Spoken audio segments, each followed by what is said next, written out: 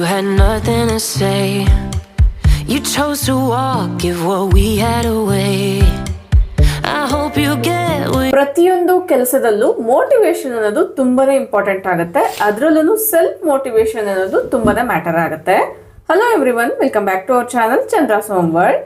ಇವತ್ತಿನ ವಿಡಿಯೋದಲ್ಲಿ ನನ್ನ ವೀಕ್ಲಿ ಕ್ಲೀನಿಂಗ್ ರೊಟೀನ್ ನ ಶೇರ್ ಮಾಡ್ತಾ ಮನೆ ಕ್ಲೀನಿಂಗ್ ಕೆಲಸಗಳಲ್ಲಿ ನನ್ನನ್ನು ನಾನು ಯಾವ ಥರ ಮೋಟಿವೇಟ್ ಮಾಡ್ಕೊಳ್ತೀನಿ, ಟೈಮ್ನ ಯಾವ ಥರ ಮ್ಯಾನೇಜ್ ಮಾಡ್ತೀನಿ ಅನ್ನೋದನ್ನ ಈ ವಿಡಿಯೋದಲ್ಲಿ ಶೇರ್ ಮಾಡ್ತಾ ಹೋಗ್ತೀನಿ. ವಿಡಿಯೋನ ಎಲ್ಲೂ ಸ್ಕಿಪ್ ಮಾಡ್ದಿರಾ ಕೊನೆವರೆಗೂ ನೋಡ್ತಾ ಹೋಗಿ.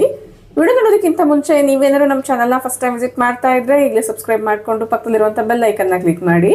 ಬೆಲ್ ಐಕನ್ ಕ್ಲಿಕ್ ಮಾಡಿ ಆಲ್ ಆಪ್ಷನ್ ಕ್ಲಿಕ್ ಮಾಡೋದ್ರಿಂದ ನಾನು ನೆಕ್ಸ್ಟ್ ವಿಡಿಯೋ ಹಾಕಿದ ಕೂಡಲೇ ನಿಮಗೆ ನೋಟಿಫಿಕೇಶನ್ಸ್ ಅನ್ನೋದು ಬರುತ್ತೆ. ನೀವೇ ಫಸ್ಟ್ ಆಗಿ ನಮ್ಮ ವಿಡಿಯೋಸ್ನ ನೋಡಬಹುದು. ನಾವು without delay let start the video.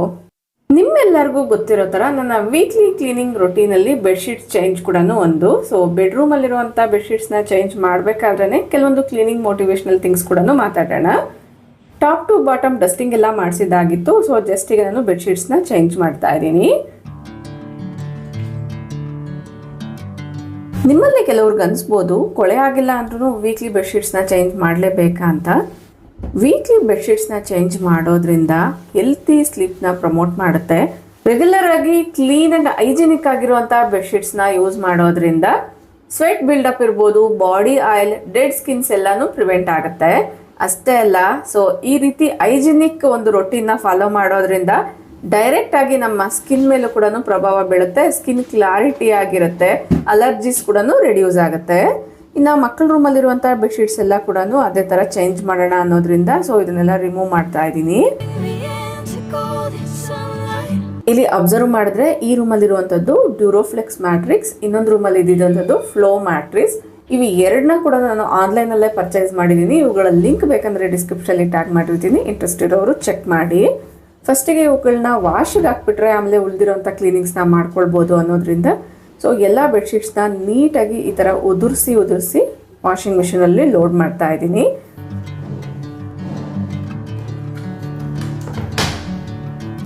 ಕೊಳೆ ಆಗಿರುವಂಥ ಕ್ಲಾತ್ಸ್ನ ಇಮ್ಮಿಡಿಯೇಟ್ ಆಗಿ ವಾಶ್ ಮಾಡ್ದಿರಾ ತುಂಬ ದಿನಗಳವರೆಗೂ ಡಂಪ್ ಮಾಡಿ ಇಟ್ಕೊಂಡ್ರು ಕೂಡ ಅದರಲ್ಲಿರುವಂತಹ ಅಲರ್ಜೀಸ್ ಇರ್ಬೋದು, ಜರ್ಮ್ಸ್ ಅನ್ನೋದು ಇನ್ನೂ ಜಾಸ್ತಿ ಗ್ರೋತ್ ಅನ್ನೋದು ಆಗುತ್ತೆ. ಹಂಗಾಗಿ ಇಮ್ಮಿಡಿಯೇಟ್ ಆಗಿ ವಾಶ್ಗೆ ಹಾಕ್ತಾ ಇದ್ದೀನಿ.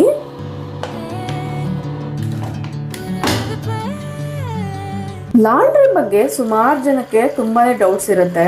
ಬಟ್ಟೆಗಳನ್ನ ಮಿಷಿನಲ್ಲಿ ಯಾವ ಥರ ವಾಶ್ ಮಾಡಬೇಕು, ಮಿಷಿನ್ನ ಯಾವ ಥರ ಕ್ಲೀನ್ ಮಾಡ್ಕೊಳ್ಬೇಕು, ರೆಗ್ಯುಲರ್ ಆಗಿ ಮಿಷಿನಲ್ಲಿ ಯಾವ್ಯಾವ ಪಾರ್ಟ್ಸ್ನ ನಾವು ಕ್ಲೀನ್ ಮಾಡ್ಕೊಳ್ಬೇಕಾಗತ್ತೆ, ಇದಕ್ಕೆ ಸಂಬಂಧಪಟ್ಟಿರುವಂಥ ಡೀಟೇಲ್ ವಿಡಿಯೋಸ್ನ ಈಗಾಗಲೇ ಪೋಸ್ಟ್ ಮಾಡಿದ್ದೀನಿ. ಲಾಂಡ್ರಿ ಟಿಪ್ಸ್ ಅನ್ನೋ ಒಂದು ಪ್ಲೇಲಿಸ್ಟ್ನ ಚೆಕ್ ಮಾಡಿದ್ರೆ ಡೀಟೇಲ್ ಆಗಿರುವಂಥ ವಿಡಿಯೋಸ್ನ ನೋಡಬಹುದು.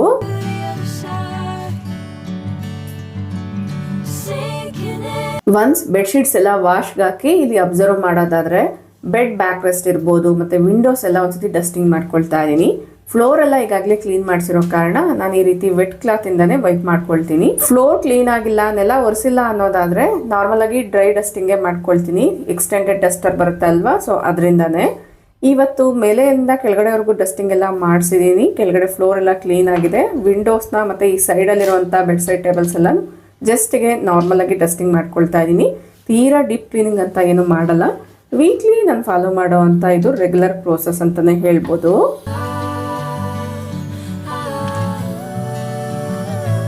ಯೂಶುವಲಿ ಎಲ್ಲ ಡೋರ್ಸು ರೆಗ್ಯುಲರ್ ಆಗಿ ಓಪನ್ ಆಗೇ ಇರುತ್ತೆ. ಇನ್ ನೆಟ್ಟೆಡ್ ವಿಂಡೋಸ್ ಏನಿರುತ್ತೆ ಇದನ್ನಂತೂ ಯಾವಾಗಲೂ ಓಪನ್ ಮಾಡೇ ಇಟ್ಟಿರ್ತೀವಿ. ವೆಂಟಿಲೇಷನ್ ಚೆನ್ನಾಗಿ ಬರುತ್ತೆ, ಗಾಳಿ ಬೆಳಕು ಚೆನ್ನಾಗಿ ಬರಲಿ ಅನ್ನೋದ್ರಿಂದ.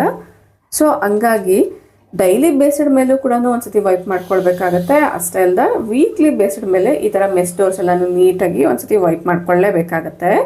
ವಿಂಡೋಸ್ ಎಲ್ಲ ಕ್ಲೀನ್ ಮಾಡಿ ಈಗ ಬೆಡ್ಶೀಟ್ಸ್ನ ಚೇಂಜ್ ಮಾಡ್ತಾ ಇದ್ದೀನಿ. ಬೆಡ್ಶೀಟ್ಸ್ನ ಹಾಕ್ತಾ ಇದ್ದೀನಿ.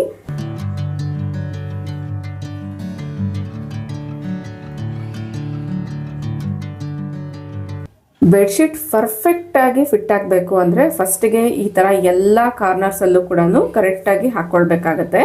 ಒಂದ್ಸತಿ ಸ್ಪ್ರೆಡ್ ಮಾಡಿದ್ಮೇಲೆ ನಮಗೆ ಐಡಿಯಾ ಬಂದ್ಬಿಡುತ್ತೆ ಎಷ್ಟು ಒಳಗಡೆ ಟಕ್ ಮಾಡಬೇಕು ಅಂತ.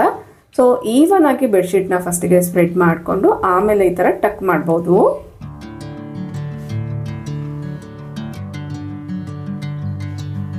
ನಾವು ಸುಮಾರು ಜನ ನಾನು ಯೂಸ್ ಮಾಡುವಂಥ bed spreads, bedsheets, blankets links ಎಲ್ಲನೂ ಕೇಳ್ತಾ ಇರ್ತೀರಾ. ಸೊ ಇತ್ತೀಚೆಗೆ ನಾನು ಆನ್ಲೈನಲ್ಲಿ ಬೈ ಮಾಡ್ತಾ ಇದ್ದೀನಿ. ಅಂದರೆ ಒಂದು 2-3 ವರ್ಷದಿಂದ ಬೆಡ್ಶೀಟ್ಸ್ನ ಕೂಡ ಆನ್ಲೈನಲ್ಲಿ ಬೈ ಮಾಡ್ತಾ ಇದ್ದೀನಿ. ಅದಕ್ಕಿಂತ ಮುಂಚೆನೂ ಬೈ ಮಾಡ್ತಿದ್ದೆ, ಬಟ್ ಸ್ವಲ್ಪ ಮಟ್ಟಿಗೆ ಕಡಿಮೆ ಅಂತಲೇ ಹೇಳ್ಬೋದು. ಬೆಡ್ ಸೈಜ್ ಕಿಂಗ್ ಸೈಜ್ ಆಗಿರೋದ್ರಿಂದ ಕರೆಕ್ಟಾಗಿ ಫಿಟ್ಟಿಂಗ್ ಬರುತ್ತೋ ಇಲ್ವೋ ಅಂತ ನಾನು ಹೊರಗಡೆ ಆಫ್ಲೈನಲ್ಲೇ ತೊಗೊಳ್ತಿದ್ದೆ. ಲೋಕಲ್ ಶಾಪ್ಸಲ್ಲಿ ತೊಗೊಂಡಿರೋಂಥ ಬೆಡ್ಶೀಟ್ಸ್ ಲಿಂಕ್ಸ್ ಕೊಡೋಕ್ಕಾಗಲ್ಲ. ಯಾವುದ್ಯಾವುದನ್ನು ನಾನು ಆನ್ಲೈನಲ್ಲಿ ತೊಗೊಂಡಿರ್ತೀನೋ ಅದರ ಲಿಂಕ್ಸ್ನ ಟ್ಯಾಗ್ ಮಾಡಿರ್ತೀನಿ, ಇಂಟ್ರೆಸ್ಟ್ ಇರೋರು ಚೆಕ್ ಮಾಡಿ. ಇನ್ನು ಕತ್ತು ನೋವಿರೋ ಅಂಥವ್ರಿಗೆ ಈ ಥರದ್ದು ಪಿಲ್ಲೋ ಅಂತೂ ತುಂಬ ಚೆನ್ನಾಗಿ ಸೂಟ್ ಆಗುತ್ತೆ. ನೀವು ಅಬ್ಸರ್ವ್ ಮಾಡಿದರೆ ಆ ಶೇಪು ಆ ಕರ್ವೇ ಚೇಂಜ್ ಇರುತ್ತೆ. ಇದು ಕೂಡ ನಾನು ಆನ್ಲೈನಲ್ಲೇ ಪರ್ಚೇಸ್ ಮಾಡಿದ್ದು 4 years ಬ್ಯಾಕ್ ತೊಗೊಂಡಿರೋವಂಥದ್ದು. ಒಟ್ಟಾರೆ ಫೈನಲ್ ಆಗಿ ಬೆಡ್ ಎಲ್ಲನೂ ರೀಸೆಟ್ ಆಯಿತು. ನಮ್ಮ ಮಕ್ಕಳ ರೂಮಲ್ಲಿರುವಂಥ ಬೆಡ್ಗೂ ಕೂಡ ಫಿಟ್ಟೆಡ್ ಬೆಡ್ಶೀಟ್ನ ಹಾಕ್ತೀನಿ. ಕರ್ಟನ್ಸ್ನ ಕ್ಲೋಸ್ ಮಾಡಿಬಿಟ್ರೆ ಡಸ್ಟ್ ಅನ್ನೋದು ಬರಲ್ಲ, ಬಟ್ ಒಂದು ರೀತಿ ಡಾರ್ಕ್ ಅಂತ ಅನಿಸುತ್ತೆ, ಕೋಸಿಯಾಗಿ ಅನಿಸುತ್ತೆ. ಈವ್ನಿಂಗ್ ಲುಕ್ಕು ಡೇ ಟೈಮಲ್ಲಿ ಬೇಡ ಅನ್ನೋದಾದರೆ ಕರ್ಟನ್ಸ್ನ ಓಪನ್ ಮಾಡಿ ಇಡಬೇಕಾಗತ್ತೆ. ನೆಕ್ಸ್ಟ್ ಇದು ಫಿಟ್ಟೆಡ್ ಬೆಡ್ಶೀಟು, ಬಟ್ ಇದನ್ನು ಮಾತ್ರ ಆನ್ಲೈನಲ್ಲೇ ತೊಗೊಂಡಿರೋವಂಥದ್ದು. ಈ ಬೆಡ್ ತೊಗೊಂಡಾಗ್ಲೇ ಈ ಫಿಟ್ಟೆಡ್ ಬೆಡ್ಶೀಟ್ನ ಕೂಡ ತೊಗೊಂಡಿದ್ದೆ. ಇದರ ಲಿಂಕ್ ಸಿಕ್ಕಿದ್ರೆ ಕೊಡ್ತೀನಿ, ಯಾಕಂದ್ರೆ ಇದರಲ್ಲಿ ಈಗ ಚಿಕ್ಕ ಸೈಜ್ ಅನ್ನೋದು ಅವೈಲಬಲ್ ಇರುತ್ತೆ. ಇದರಲ್ಲಿ ನಾನೀಗ ತಗೊಂಡಿರುವಂತ ಸೈಜ್ ಅಂದ್ರೆ ಕಿಂಗ್ ಸೈಜ್ ಬೆಡ್ಗಾಗುವಂತ ಫಿಟೆಡ್ ಬೆಡ್ಶೀಟ್ ಏನಾದ್ರು ಸಿಕ್ಕಿದ್ರೆ ಲಿಂಕ್ ನ ಟ್ಯಾಗ್ ಮಾಡಿರ್ತೀನಿ, ಇಂಟ್ರೆಸ್ಟ್ ಇರೋರು ಚೆಕ್ ಮಾಡಿ. ಆದಷ್ಟು ಯಾವುದೇ ರೀತಿ ಬೆಡ್ ಸ್ಪ್ರೆಡ್ಸ್ ನ ತಗೊಳ್ಬೇಕಾದ್ರೆ ಸ್ಪೆಷಲಿ ಈ ತರ ಫಿಟ್ಟೆಡ್ ಬೆಡ್ಶೀಟ್ಸ್ ನ ತಗೊಳ್ಳುವಾಗ ಕರೆಕ್ಟ್ ಆಗಿ ಸೈಜ್ ನ ಮೆಜರ್ ಮಾಡ್ಕೊಂಡು ತಗೊಂಡ್ರೆ ಬೆಟರು.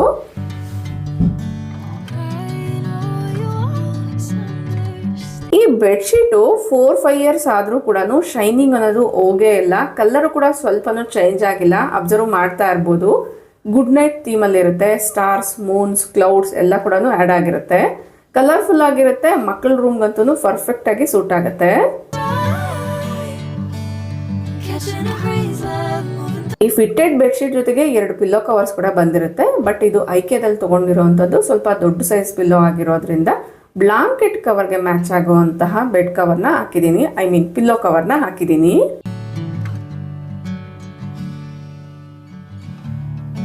ನೆಕ್ಸ್ಟ್ ನನ್ನ ವೀಕ್ಲಿ ಕ್ಲೀನಿಂಗ್ ರೊಟೀನ್ಸಲ್ಲಿ ಮೇನ್ ಡೋರ್ಸು, ವಿಂಡೋಸು ಇದೆಲ್ಲ ಕೂಡ ಕವರ್ ಮಾಡ್ಕೊಳ್ತೀನಿ. ಈವನ್ ಗೇಟ್ಸ್ ಎಲ್ಲ ಏನಿರುತ್ತೆ ಐರನ್ ಡೋರ್ಸು ಅದನ್ನು ಕೂಡ ನೀಟಾಗಿ ಕ್ಲೀನ್ ಮಾಡ್ಕೊಳ್ತೀನಿ.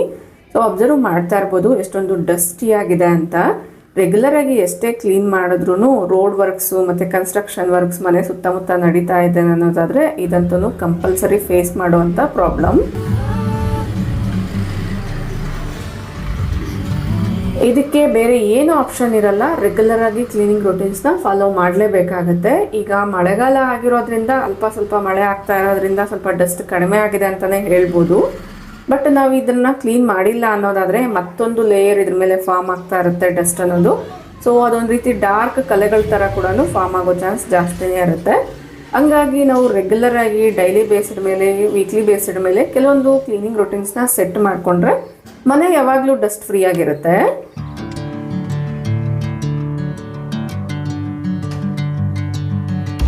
ಮೋಸ್ಟ್ ಆಫ್ ಅಸ್ ಇಗ್ನೋರ್ ಮಾಡುವಂಥ ಕ್ಲೀನಿಂಗ್ ಏರಿಯಾ ಯಾವುದಾದ್ರೂ ಇದೆ ಅನ್ನೋದಾದರೆ ಡೋರ್ ಬ್ಯಾಕ್ ಸೈಡ್ ಅಂತಲೇ ಹೇಳ್ಬೋದು. ಯೂಶ್ವಲಿ ಮೇಯ್ನಾಗಿ ನಮಗೆ ಏನು ವಿಸಿಬಲ್ ಏರಿಯಾ ಇರುತ್ತೆ ಅದನ್ನು ರೆಗ್ಯುಲರ್ ಆಗಿ ಕ್ಲೀನ್ ಮಾಡ್ಕೊಳ್ತಾ ಇರ್ತೀವಿ. ಬ್ಯಾಕ್ ಸೈಡ್ ಅಂತೂ ಸ್ವಲ್ಪ ವೈಪ್ ಮಾಡೋದೇ ಕಡಿಮೆ ಅಂತ ಹೇಳ್ಬೋದು. ಅದರಲ್ಲೂ ಈ ಥರ ಚಿಲ್ಕ ಹತ್ರ ಇರ್ಬೋದು, ಲಾಕ್ ಹತ್ರ ಎಲ್ಲ ಸ್ವಲ್ಪ ಡಸ್ಟಿ ಆಗಿರುತ್ತೆ. ಅದನ್ನು ಯೂಶ್ವಲಿ ಸುಮಾರು ಜನ ಮರಿತಾ ಇರ್ತೀವಿ. ಸೊ ಹಂಗಾಗಿ ಇಲ್ಲಿ ಮೆನ್ಷನ್ ಮಾಡ್ತಿದ್ದೀನಿ.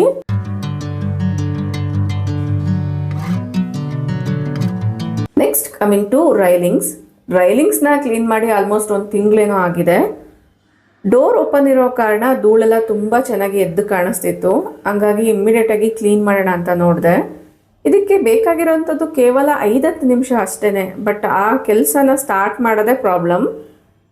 ಈ ರೈಲಿಂಗ್ಸ್ ಕ್ಲೀನ್ ಮಾಡೋದಕ್ಕೋಸ್ಕರ ಒಂದು ವೈಪ್ ಬರುತ್ತೆ ಅಲ್ವಾ, ಕಿಚನ್ ವೈಪ್ಸ್ ಥರದ್ದು, ಆ ಥರದ್ದು ತೊಗೊಂಡಿದ್ದೀನಿ. ಒಂದು ಬನಿಯನ್ ಕ್ಲಾತ್ನ ತೊಗೊಂಡಿದ್ದೀನಿ. ಈ ಕ್ಲಾತ್ನ ಸ್ವಲ್ಪ ವೆಟ್ ಮಾಡ್ಕೊಂಡಿದ್ದೀನಿ. ಯಾಕಂದರೆ ಈಗಾಗಲೇ ಇಲ್ಲಿ ತುಂಬ ಜಾಸ್ತಿ ಧೂಳು ಅಕ್ಯುಮುಲೇಟ್ ಆಗಿಬಿಟ್ಟಿದೆ. ಸೊ ಹಂಗಾಗಿ ಫಸ್ಟ್ ವೆಟ್ ಕ್ಲಾತಿಂದ ಆ ಧೂಳೆಲ್ಲನೂ ಅಬ್ಸರ್ವ್ ಮಾಡ್ತೀನಿ. ಆಮೇಲೆ ಡ್ರೈ ಕ್ಲಾತಿಂದ ಅಂದರೆ ಬನಿಯನ್ ಕ್ಲಾತ್ ಏನು ತೋರಿಸ್ತೆ ಆ ಕ್ಲಾತಿಂದ ವೈಪ್ ಮಾಡ್ಕೊಳ್ತೀನಿ.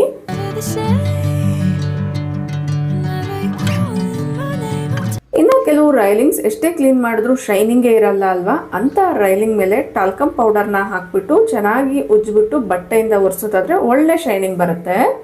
ಇನ್ನು ಅಬ್ಸರ್ವ್ ಮಾಡ್ತಾ ಇದ್ದೀರಲ್ಲ, ಈ ಕ್ಲಾತ್ ಸ್ವಲ್ಪ ಕೊಳೆ ಆಗಿದೆ, ಯಾಕಂದರೆ ಡಸ್ಟ್ ಎಲ್ಲ ಅಕ್ಯುಮುಲೇಟ್ ಆಗಿದ್ದರಿಂದ. ಈಗ ಈ ಬನಿಯನ್ ಕ್ಲಾತ್ ಮೇಲೆ ಲಿಕ್ವಿಡ್ನ ಸ್ಪ್ರೇ ಮಾಡ್ತಾ ಇದ್ದೀನಿ. ಈ ಲಿಕ್ವಿಡ್ ಏನು ಅನ್ನೋದಾದರೆ ಸ್ಪ್ರೇ ಬಾಟಲಲ್ಲಿ ಸ್ವಲ್ಪ ಸೋಪ್ನಟ್ ಲಿಕ್ವಿಡ್ನ ಹಾಕ್ಕೊಂಡಿದ್ದೀನಿ. ಅದರಲ್ಲಿ ಒಂದು ಅರ್ಧ ಭಾಗದಷ್ಟು ವಾಟರ್ನ ಫಿಲ್ ಮಾಡ್ಕೊಳ್ತೀನಿ. ಒಂದು 2-3 ಡ್ರಾಪ್ ಅಷ್ಟು ಯಾವುದಾದ್ರೂ ಶಾಂಪೂನ ಹಾಕ್ಕೊಂಡು ಲಿಡ್ನ ಕ್ಲೋಸ್ ಮಾಡಿ ಚೆನ್ನಾಗಿ ಶೇಕ್ ಮಾಡಿದ್ರೆ ಕ್ಲೀನಿಂಗ್ಗೆ ಬೇಕಾಗಿರುವಂಥ ಲಿಕ್ವಿಡ್ ರೆಡಿ ಆಗುತ್ತೆ. ಸ್ಪೆಷಲಿ ರೈಲಿಂಗ್ಸ್ಗಂತೂ ಇದು ಸೂಪರ್ ಆಗಿ ವರ್ಕ್ ಆಗುತ್ತೆ. ಅದೇ ಲಿಕ್ವಿಡ್ನ ಡ್ರೈ ಕ್ಲಾತ್ ಮೇಲೆ ಸ್ಪ್ರೇ ಮಾಡಿಕೊಂಡು ವೈಪ್ ಮಾಡ್ಕೊಳ್ಳೋದಾದರೆ ಶೈನಿಂಗ್ ಅನ್ನೋದು ಅಬ್ಸರ್ವ್ ಮಾಡ್ತಾ ಇರ್ಬೋದು ಎಷ್ಟು ಶೈನಿಯಾಗಿ ಕಾಣಿಸ್ತಿದೆ ಅಂತ. ಹತ್ತಿರದಿಂದ ಮತ್ತೊಮ್ಮೆ ತೋರಿಸ್ತೀನಿ.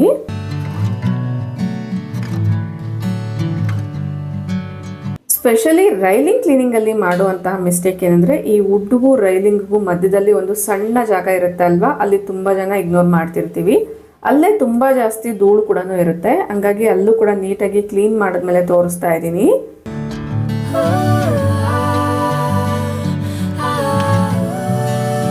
ತುಂಬಾನೇ ಪಳಪಳ ಅಂತ ಶೈನಿ ಆಗಿದೆ ಅಲ್ವಾ. ವಿತಿನ್ 5 ಮಿನಿಟ್ಸ್ ಅಲ್ಲೇ ಮನೆಯಲ್ಲಿರುವಂಥ ಎಲ್ಲ ರೈಲಿಂಗ್ನ ಕ್ಲೀನ್ ಮಾಡ್ಕೊಂಡ್ಬಿಡ್ತೀನಿ.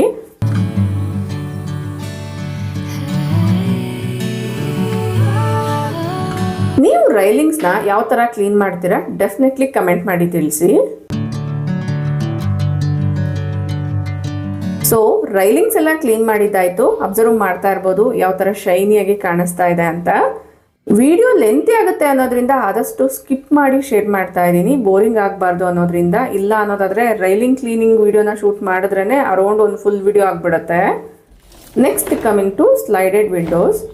ಈ ಸ್ಲೈಡೆಡ್ ವಿಂಡೋಸ್ನ ಈಸಿಯಾಗಿ ಕ್ಲೀನ್ ಮಾಡ್ಕೊಳ್ಬೋದು. ರೆಗ್ಯುಲರಾಗಿ ಕ್ಲೀನ್ ಮಾಡಿಲ್ಲ ಅನ್ನೋದಾದ್ರೆ ತುಂಬಾ ಧೂಳು ಕಾಣಿಸ್ತಾ ಇರುತ್ತೆ, ಸ್ಪೆಷಲಿ ಈ ಥರ ಕೆಳಗಡೆ.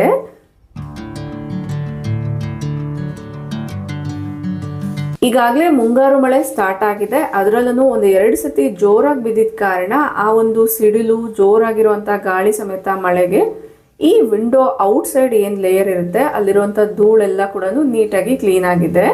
ಬಟ್ ಒಳಗಡೆ ಈಗೇನು ಕ್ಲೀನ್ ಮಾಡ್ತಾ ಇದ್ದೀನಿ ಈ ಪೋರ್ಷನ್ ಹತ್ರ ಸುಮಾರಷ್ಟು ಧೂಳನ್ನೋದು ಇರುತ್ತೆ. ಇದನ್ನ ಕ್ಲೀನ್ ಮಾಡಿದ್ಮೇಲೆ ತುಂಬ ಕ್ಲಿಯರ್ ಆ್ಯಂಡ್ ಕ್ಲಾರಿಟಿಯಾಗಿ ಕಾಣಿಸುತ್ತೆ. ಅಲ್ಲಿವರೆಗೂ ಸ್ವಲ್ಪ ಡಲ್ ಅಂತ ಅನಿಸ್ತಿರುತ್ತೆ. ಹಂಗಾಗಿ ನಾನು ರೆಗ್ಯುಲರ್ ಆಗಿ ವೀಕ್ಲಿ ಕ್ಲೀನ್ ಮಾಡ್ತಾನೆ ಇರ್ತೀನಿ.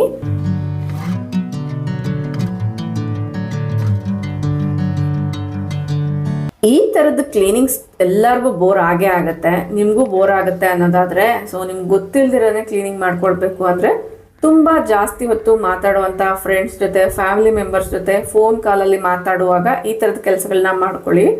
ಫೋನ್ ಕಾಲ್ ಅಂತೂ ಮುಗಿಯಲ್ಲ, ಈ ಕೆಲಸಗಳೆಲ್ಲನೂ ಮುಗ್ಬಿಡುತ್ತೆ.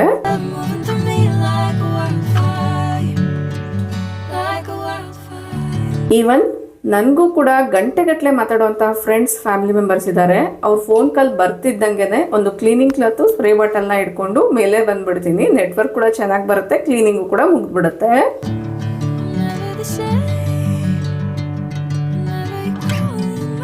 ಇದು ನೆಕ್ಸ್ಟ್ ಡೇ ಕ್ಲೀನಿಂಗ್ನ ಯಾವ ಥರ ಮ್ಯಾನೇಜ್ ಮಾಡ್ತೀನಿ ಅಂತ ತೋರಿಸ್ತಾ ಇದ್ದೀನಿ. ಏನಾದರೂ ಎಕ್ಸ್ಟ್ರಾ ಕ್ಲೀನಿಂಗ್ಸ್ ಇದೆ ಅನ್ನೋಂಥ ದಿನ ಬೆಳಗ್ಗೆನೇ ಎಲ್ಲ ಕೆಲಸಗಳನ್ನ ಮುಗಿಸ್ಕೊಂಡು, ಅಂದರೆ ರೆಗ್ಯುಲರ್ ರೊಟೀನ್ನ ಫಾಲೋ ಮಾಡಿ ಪೂಜೆ ಕೆಲಸಗಳೆಲ್ಲನೂ ಮುಗಿಸ್ಕೊಂಡು ಬಿಡ್ತೀನಿ.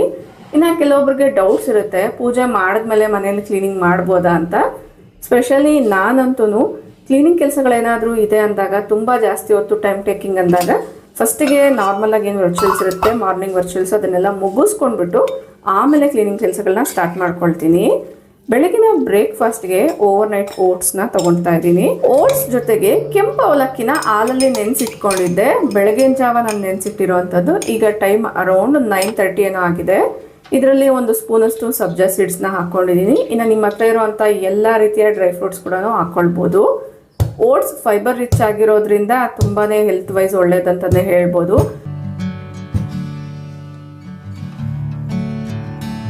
ಒಂದು 6-7 ಬಾದಾಮ್ನ ಸಣ್ಣದಾಗಿ ಜಜ್ಕೊಂಡು ಹಾಕ್ಕೊಂಡಿದ್ದೀನಿ. ಅದರಲ್ಲೇ ಒಣದ್ರಾಕ್ಷಿನ ಕೂಡ ಹಾಕ್ಕೊಂಡಿದ್ದೀನಿ.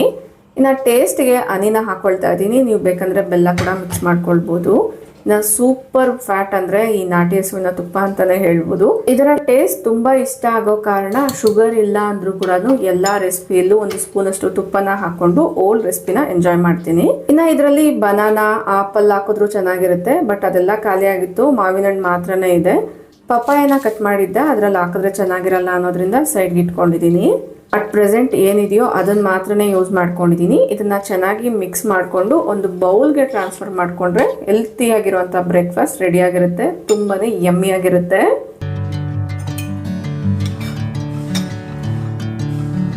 ಇಲ್ಲಿ ನಾನು ಇಬ್ಬರಿಗಾಗುವಷ್ಟು ಕ್ವಾಂಟಿಟಿನ ಮಾಡಿದ್ದೀನಿ. ಇದ್ರ ಮೇಲೆ ಪಂಪ್ಕಿನ್ ಅಥವಾ ಮೆಲನ್ ಸೀಡ್ಸ್ನ ಉದುರಿಸ್ಕೊಂಡ್ರೆ ಅಲ್ಲಲ್ಲಿ ಕ್ರಂಚಿಯಾಗಿ ತುಂಬ ಟೇಸ್ಟಿಯಾಗಿರುತ್ತೆ.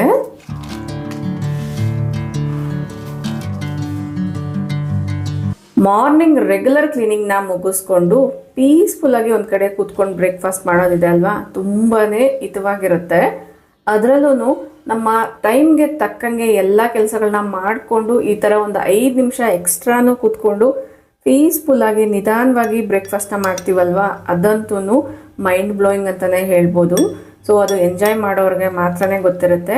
ಇಂಥ ಕ್ಷಣಗಳು ಮತ್ತೆ ಮತ್ತೆ ನಮಗೆ ಸಿಗಲ್ಲ. ಸಿಕ್ಕಿದಾಗಂತೂ ನಾವು ಕರೆಕ್ಟಾಗಿ ಯುಟಿಲೈಸ್ ಮಾಡ್ಕೊಳ್ಬೇಕಾಗತ್ತೆ.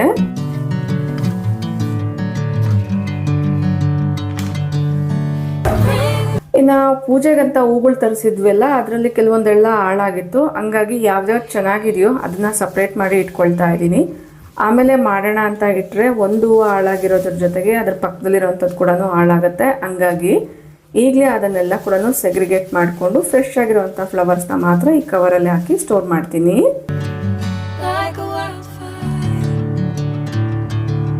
ಮಳೆಗಾಲ ಸ್ಟಾರ್ಟ್ ಆಗಿದೆ. ನಿಮ್ಮಲ್ಲಿ ಗಿಡಗಳು ಇಷ್ಟಪಡೋವಂಥವ್ರು ಈ ಟೈಮಲ್ಲಿ ತೊಗೊಂಡು ಬಂದು ಗಿಡಗಳನ್ನ ಪ್ರೊಪಗೇಷನ್ ಮಾಡೋವಂಥದ್ದು ಇರ್ಬೋದು, ಇಲ್ಲ ಬೇರೆ ಪಾರ್ಟ್ಸ್ಗೆಲ್ಲ ಶಿಫ್ಟ್ ಮಾಡಬೇಕು ಅಂತ ಅಂದ್ಕೊಂಡಿದ್ರೆ this is the best time ಅಂತಲೇ ಹೇಳ್ಬೋದು. ಈಗ ರಿಯಾಲಿಟಿಗೆ ಬರೋದಾದರೆ ಬ್ರೇಕ್ಫಾಸ್ಟ್ ಎಲ್ಲ ಆದಮೇಲೆ ಕಿಚನ್ ಯಾವ ಥರ ಇದೆ ಅಂತ ನೋಡ್ಬೋದು. ಹಿಂದಿನ ದಿನ ರಾತ್ರಿಯಲ್ಲಿ ತೊಳೆದಿಟ್ಟಿರುವಂಥ ಪಾತ್ರೆ ಇನ್ನೂ ಎತ್ತಿಟ್ಟಿಲ್ಲ. ಬ್ರೇಕ್ಫಾಸ್ಟು ಸಿಂಪಲ್ಲಾಗಿ ಮಾಡಿದ್ರು ಸಿಂಕಲ್ಲಿ ಪಾತ್ರೆ ಅನ್ನೋದು ಕಲೆಕ್ಟ್ ಆಗಿದೆ, ಡಿಟಾಕ್ಸ್ ವಾಟರ್ ಕುಡಿದಿರುವಂಥದ್ದೆಲ್ಲನೂ. ಈಗ ಪಪ್ಪಾಯ ಎಲ್ಲ ಕಟ್ ಮಾಡಿರೋದ್ರಿಂದ ಅದಕ್ಕೆ ಸಂಬಂಧಪಟ್ಟಿರುವಂಥ ನೈಫ್ಸು, ಚಾಕೂಸು ಅದೆಲ್ಲ ಕೂಡ ಸೈಡಲ್ಲೇ ಇದೆ. 1 by 1 ಎಲ್ಲ ಅದನ್ನ ರೀಸೆಟ್ ಮಾಡ್ಕೊಳ್ತಾ ಇದ್ದೀನಿ. ಕೌಂಟರ್ ಅಂತೂ ನೀಟಾಗೇ ಇದೆ, ಬಟ್ ಇಲ್ಲಿ ಇನ್ನೊಮ್ಮೆ ನಾನು ಒಂದ್ಸತಿ ವೈಪ್ ಮಾಡ್ಕೊಂಡ್ಬಿಡ್ತೀನಿ. ಬ್ರೇಕ್ಫಾಸ್ಟ್ ಮಾಡಿದ್ಮೇಲೆ ಈ ಥರ ಕ್ಲೀನಿಂಗ್ ಕೆಲಸಗಳು ಮಾಡಬೇಕು ಅಂದರೆ ಬಾಡಿ ಅಷ್ಟೊಂದು ರೆಸ್ಪಾನ್ಸ್ ಮಾಡಲ್ಲ ಅಲ್ವಾ. ಬಟ್ ನಿಮ್ಗೆ ಯಾವುದಾದ್ರೂ ಹ್ಯಾಬಿಟ್ ಇಷ್ಟ ಇದೆ ಅನ್ನೋದಾದರೆ ಬ್ರೇಕ್ಫಾಸ್ಟ್ ಆದಮೇಲೆ ಏನಾದ್ರು ಸ್ವೀಟ್ ತಿನ್ನೋವಂಥದ್ದು, ಟೀ ಕಾಫಿ ಕುಡಿಯೋವಂಥ ಹ್ಯಾಬಿಟ್ ಇದ್ದರೆ ನಿಮಗೆ ನೀವೇ ಹೇಳ್ಕೊಳ್ಳಿ, ಒಂದು 5 ನಿಮಿಷ ಈ ಕಿಚನ್ ಎಲ್ಲ ರೀಸೆಟ್ ಮಾಡಿಬಿಟ್ರೆ ಆಮೇಲೆ ನಿಮ್ಗೆ ಇಷ್ಟ ಆಗಿರೋವಂಥ ಕಾಫಿನ ನೀನು ಕುಡಿಬೋದು ಅಂತ. ಸೊ ಆಟೋಮೆಟಿಕ್ ಆಗಿ ನಾವು ಕೆಲಸನ ಮುಗಿಸ್ಬಿಡ್ತೀವಿ. ಇಲ್ಲಿ ಅಬ್ಸರ್ವ್ ಮಾಡಿದ್ರೆ ಕಾಫಿಗೋಸ್ಕರ ಮಿಲ್ಕ್ನ ಬಿಸಿ ಮಾಡೋಕ್ಕೆ ಪಾತ್ರೆನ ಸೈಡಲ್ಲಿ ಇಟ್ಕೊಂಡಿದ್ದೀನಿ. ಪರ್ಕ್ಯುಲೇಟರಲ್ಲಿ ಡಿಕಾಷನ್ ಕೂಡ ರೆಡಿ ಇದೆ. ಒನ್ಸ್ ಸಿಂಕ್ ಖಾಲಿಯಾಗಿ ಸಿಂಕಲ್ಲಿರುವಂಥ ಪಾತ್ರೆ ಎಲ್ಲ ನೀಟಾಗಿ ವಾಶ್ ಮಾಡಿದ್ಮೇಲೆ ಕಾಫಿನ ಸರ್ವ್ ಮಾಡ್ತೀನಿ. ಇನ್ನು ಬೋರಿಂಗ್ ಅನಿಸಿದಾಗ ಈ ಥರ ಫೋನಲ್ಲಿ ಯಾವ್ದಾದ್ರು ವೀಡಿಯೋಸ್ನ ಹಾಕ್ಕೊಂಡು ನೋಡ್ತಾನೆ ಪಾತ್ರೆ ಅನ್ನೋದು ಕ್ಲೀನ್ ಮಾಡ್ಕೊಂಡ್ಬಿಡ್ತೀನಿ. ಈಗ ಕಾಫಿನ ಪ್ರಿಪೇರ್ ಮಾಡ್ಕೊಳ್ತಾ ಇದ್ದೀನಿ. ಇಲ್ಲಿ ಅಬ್ಸರ್ವ್ ಮಾಡಿದ್ರೆ ಸ್ವಲ್ಪ ಕ್ವಾಂಟಿಟಿಯಲ್ಲೇ ತಗೊಳ್ತಾ ಇದ್ದೀನಿ.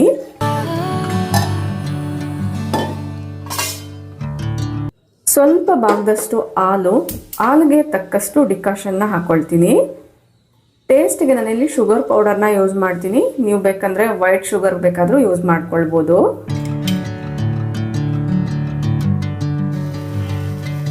ಕಾಫಿ ಪೌಡರ್ ಕರೆಕ್ಟ್ ಆಗಿರೋ ಅಂಥದ್ದು ತೊಗೊಂಡ್ಬಿಟ್ರೆ ಕಾಫಿ ಟೇಸ್ಟ್ ಅಂತೂ ಅದ್ಭುತವಾಗಿರುತ್ತೆ ಅಲ್ವಾ. ಇನ್ನು ಕಡಿಮೆ ಕ್ವಾಂಟಿಟಿಯಲ್ಲಿ ಕುಡಿಬೇಕು ಅಂತ ಈ ಮಿನಿ ಕಪ್ಪಲ್ಲೇ ಸರ್ವ್ ಮಾಡ್ತಾ ಇದ್ದೀನಿ.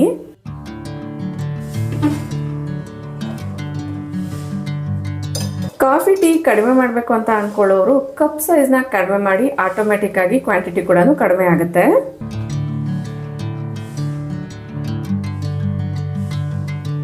ಸ್ವಲ್ಪ ಏನೋ ಒಂದು ಡಾಟ್ ಅಷ್ಟು ಚೆಲ್ತು ಈ ಕ್ಲಾತಿಂದ ಇಮ್ಮಿಡಿಯೇಟ್ ಆಗಿ ವೈಪ್ ಮಾಡ್ಕೊಂಡ್ಬಿಡ್ತೀನಿ. ಆ ಡಾಟ್ನ ಬಿಟ್ಟರೆ ಬೇಗನೆ ಡ್ರೈ ಆಗಿಬಿಡುತ್ತೆ ಮತ್ತು ಕ್ಲೀನಿಂಗು ಕಷ್ಟ ಆಗುತ್ತೆ.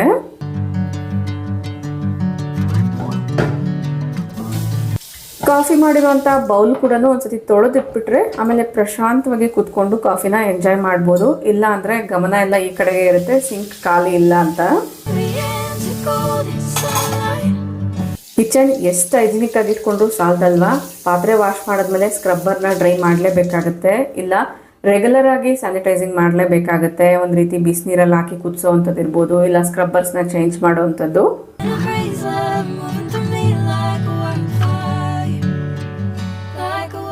ಮನೆ ಕ್ಲೀನಾಗಿದ್ದಾಗ ಕಿಚನ್ ಕೆಲಸಗಳೆಲ್ಲ ಮುಗಿಸಿ ಒಬ್ಬರೇ ಮನೆಯಲ್ಲಿದ್ದಾಗ ಪೂಜೆ ಸ್ನಾನ ಎಲ್ಲ ಆದಮೇಲೆ ಈ ಥರ ಕಾಫಿ ಕುಡಿಯೋಂಥ ಟೈಮ್ ಇದೆ ಅಲ್ವಾ, ತುಂಬಾ ಪ್ರೀಷಿಯಸ್ ಅಂತ ಹೇಳ್ಬೋದು. ಎಲ್ಲ ದಿನ ಒಂದೇ ಥರ ಇರಲ್ಲ, ಬಟ್ ಇದ್ದಾಗ ನಾವು ಅದನ್ನು ಎಂಜಾಯ್ ಮಾಡಬೇಕಷ್ಟೇ.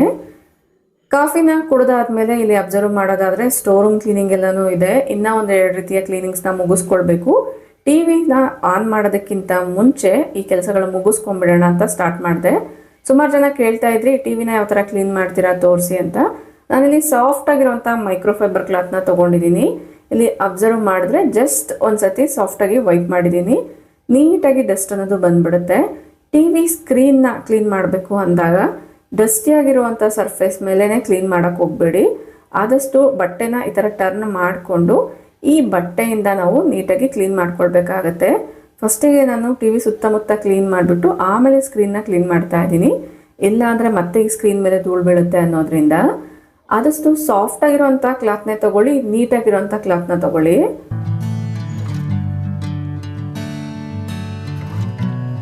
ಐ ಹೋಪ್ ನಿಮ್ಮ ಕಮೆಂಟ್ಗೆ ಉತ್ತರ ಸಿಕ್ಕಿದೆ ಅಂತ ಅಂದ್ಕೊಳ್ತೀನಿ.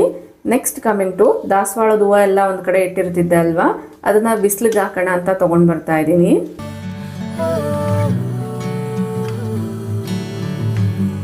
ಈ ಒಣಗಿರುವಂಥ ಹೂಗಳನ್ನ ಯೂಶ್ವಲಿ ನಾನು ರೆಗ್ಯುಲರ್ ಆಗಿ ಏರ್ ವಾಶ್ ಪೌಡರ್ ಇರ್ಬೋದು ಮತ್ತು ಶಾಂಪೂಸ್ ಎಲ್ಲ ಮಾಡ್ತಾ ಇರ್ತೀನಲ್ವಾ, ಸೊ ಅದರಲ್ಲಿ ಉಪಯೋಗ ಮಾಡ್ಕೊಳ್ತೀನಿ.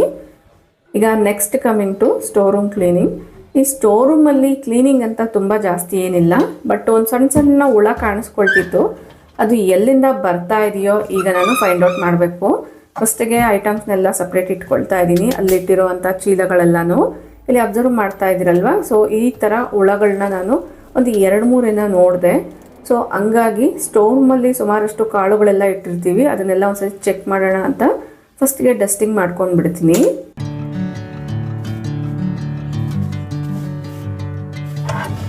ಇನ್ನೇನು 2-3 ತಿಂಗಳು ಆದರೆ ವರಮಹಾಲಕ್ಷ್ಮಿ ಹಬ್ಬ ಎಲ್ಲನೂ ಸ್ಟಾರ್ಟ್ ಆಗುತ್ತೆ. ಡೀಪ್ ಕ್ಲೀನಿಂಗ್ ಅಂತೂ ಹೇಗೂ ಮಾಡಲೇಬೇಕು. ಸೊ ಹಂಗಾಗಿ ಮೇಲಿಂದ ಮೇಲೆ ಮಾತ್ರ ಕ್ಲೀನ್ ಮಾಡ್ತಾ ಇದ್ದೀನಿ. ಒಂದು ವೆಟ್ ಕ್ಲಾತ್ ಮೇಲೆ ಸ್ವಲ್ಪ ಎಸೆನ್ಷಿಯಲ್ ಆಯಿಲ್ನ ಹಾಕ್ಕೊಂಡಿದ್ದೀನಿ.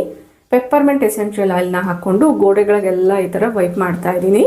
ಇದರ ಸ್ಮೆಲ್ಗೆ ಸಣ್ಣ ಸಣ್ಣ ಹುಳಗಳೆಲ್ಲ ಬರ್ದಿರ ಇರುತ್ತೆ ಅನ್ನೋದ್ರಿಂದ. ಮತ್ತು ಎಲ್ಲದನ್ನ ರೀಸೆಟ್ ಮಾಡ್ಕೊಳ್ತಾ ಇದ್ದೀನಿ. ಕಾಳುಗಳೆಲ್ಲ ತೆಗೆದು ಅಬ್ಸರ್ವ್ ಮಾಡ್ತಾ ಇದ್ದೀನಿ. ಇನ್ನು ಇದರಲ್ಲಿ ಮಾತ್ರೆ ಎಲ್ಲ ಹಾಕಿದ್ದೀವಿ ಅಂತ ಕೊಟ್ಟಿದ್ರು, ಬಟ್ ಆದರೂ ಕೂಡ ಹುಳ ಆಗಿದೆ. ಒಳಗಡೆ ಇರುವಂಥ ಕವರಲ್ಲಿ ಟ್ಯಾಬ್ಲೆಟ್ ಇದೆ, ಬಟ್ ಆದ್ರೂ ಹುಳ ಆಗಿದೆ. ಹುರುಳಿಕಾಳಂತೂ ಬೇಗ ಹುಳ ಆಗುತ್ತೆ ಅಲ್ವಾ. ಏರ್ಟೈಟ್ ಕಂಟೈನರಲ್ಲಿ ಇಟ್ಟಿರುವಂಥದ್ದು ಚೆನ್ನಾಗೇ ಇದೆ, ಬ್ಯಾಗಲ್ಲಿ ಇಟ್ಟಿರುವಂಥದ್ದು ಹುಳ ಆಗಿಬಿಟ್ಟಿದೆ. ಎಲ್ಲದನ್ನ ಓಪನ್ ಮಾಡಿ ಒಂದು ಚೆಕ್ ಮಾಡ್ತಾ ಇದ್ದೀನಿ.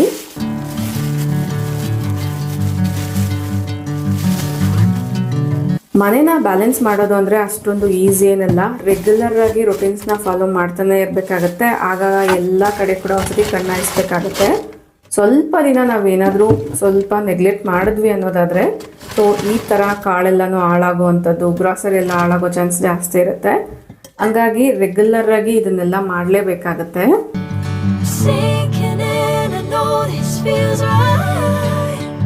ಇಲ್ಲಿ ನೀಟಾಗಿ ಒಂದ್ಸತಿ ಕಸ ಎಲ್ಲ ಗೂಡಿಸ್ಕೊಂಡು ಇವತ್ತು ಎಲ್ಪರ್ ಬಂದಿರಲಿಲ್ಲ, ಹಂಗಾಗಿ ಈ ಸ್ಪಿನ್ ಮಾಪ್ನ ಯೂಸ್ ಮಾಡಿದ್ದೆ. ಇದರಲ್ಲಿ ಸ್ವಲ್ಪ ಎಸೆನ್ಷಿಯಲ್ ಆಯಿಲ್ನ ಹಾಕ್ಕೊಂಡು ಸ್ಟೋರ್ ರೂಮ್ ಒಳಗಡೆ ಒಂದ್ಸತಿ ವೈಪ್ ಮಾಡ್ಕೊತೀನಿ.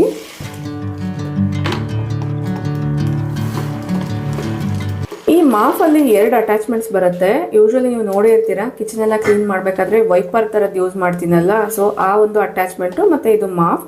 ಇದನ್ನು ನಾವು ರೀಫಿಲ್ ಚೇಂಜ್ ಮಾಡ್ಕೊಳ್ಳೋದಾದರೆ ಸುಮಾರು ವರ್ಷಗಳವರೆಗೂ ಯೂಸ್ ಮಾಡ್ಕೊಳ್ಬೋದು. ಅರೌಂಡ್ ಇದನ್ನು ತಗೊಂಡೆ 4-5 ಇಯರ್ಸ್ ಆಗಿದೆ. ತುಂಬ ಚೆನ್ನಾಗಿ ಬಾಳಿಕೆ ಬರುತ್ತೆ. ಕ್ವಾಲಿಟಿ ವೈಸ್ ಕೂಡ ತುಂಬ ಚೆನ್ನಾಗಿದೆ. ಇದರ ಲಿಂಕ್ನ ಕೂಡ ಸುಮಾರು ಜನ ಕೇಳ್ತಾ ಇದ್ರಿ, ಆಗ ಅವೈಲಬಲ್ ಇರಲಿಲ್ಲ, ಈಗ ಅವೈಲಬಲ್ ಆಗಿದೆ. ಟ್ಯಾಗ್ ಮಾಡಿರ್ತೀನಿ, ಚೆಕ್ ಮಾಡಿ. Next coming to UPS area.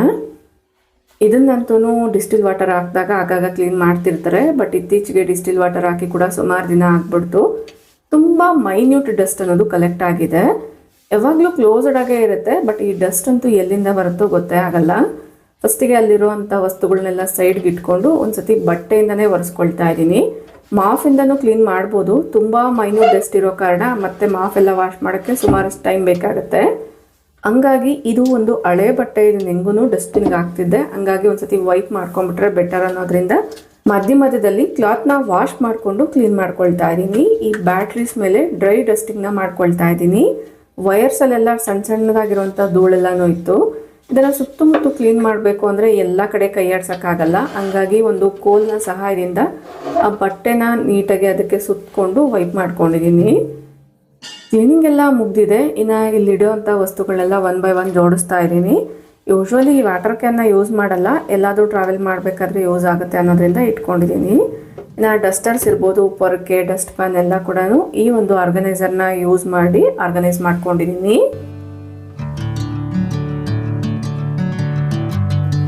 Finally cleaning ಎಲ್ಲ ಮುಗಿದ್ಮೇಲೆ ಈ ಥರ ಇದೆ. ಅಷ್ಟರಲ್ಲಿ ಒಂದು ಪ್ರಾಡಕ್ಟ್ ಕೂಡ ರಿಸೀವ್ ಆಯಿತು. ಅದು ಯಾವ ಪೊಸಿಷನಲ್ಲಿ ಬಂದಿದೆ ನೋಡೋಣ ಅಂತ ಓಪನ್ ಮಾಡ್ತಾ ಇದ್ದೀನಿ. ಇದು ಬಂದು ಪ್ರಿಸರ್ವೇಟಿವ್. ಕೆಲವೊಂದು ಸ್ಕಿನ್ ಕೇರ್ ಪ್ರಾಡಕ್ಟ್ಸ್ನ ಮಾಡ್ತಾ ಇರ್ತೀನಲ್ವಾ, ಅಲೋವೆರಾ ಜೆಲ್ ಇರ್ಬೋದು, ಮತ್ತು ಕೊರಿಯನ್ ಸ್ಕಿನ್ಗೆ ಅಂತ ಒಂದು ಕ್ರೀಮ್ನ ಕೂಡ ತೋರಿಸಿದ್ದೆ. ಸೊ ಅದರಲ್ಲಿ ಯೂಸ್ ಮಾಡ್ಕೊಳ್ಬೋದು ಅನ್ನೋದ್ರಿಂದ ತರಿಸ್ಕೊಂಡಿದ್ದೀನಿ. ಏನೂ ಡ್ಯಾಮೇಜ್ ಇರಲಿಲ್ಲ, ಕರೆಕ್ಟಾಗೇ ಬಂದಿತ್ತು. ಅದನ್ನು ಸೈಡ್ಗಿಟ್ಟು ಈ ಪ್ಲೇಸಲ್ಲಿ ನಾನು ಆಗಲೇ ಸ್ಟೋರ್ ರೂಮಲ್ಲಿ ಇದ್ದಿದ್ದಂಥ ವಸ್ತುಗಳನ್ನೆಲ್ಲ ಇಟ್ಟಿದ್ದೆ, ಹಂಗಾಗಿ ಇಲ್ಲೂ ಕೂಡ ಒಂದ್ಸತಿ ವೈಪ್ ಮಾಡ್ಕೊಂಡು ಬಿಡ್ತೀನಿ.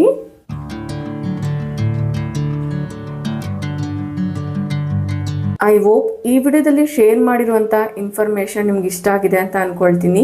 ನಿಮಗೆ ತುಂಬ ಮೋಟಿವೇಶನ್ ಕೂಡ ಸಿಕ್ಕಿರಬಹುದು. ವಿಡಿಯೋ ಇಷ್ಟ ಆಯಿತು, ಇಂಟ್ರೆಸ್ಟಿಂಗ್ ಆಗಿತ್ತು ಅಂದರೆ ಈಗಲೇ ಒಂದು ಲೈಕ್ ಮಾಡಿ, ನಿಮ್ಮ ಫ್ರೆಂಡ್ಸ್ ಆ್ಯಂಡ್ ಫ್ಯಾಮಿಲಿ ಜೊತೆಗೂ ಶೇರ್ ಮಾಡಿ. ನಿಮ್ಮ ಅನಿಸಿಕೆ ಅಭಿಪ್ರಾಯಗಳನ್ನ ಕಮೆಂಟಲ್ಲಿ ತಿಳಿಸಿ. Thank you for watching. ನಮಸ್ತೆ.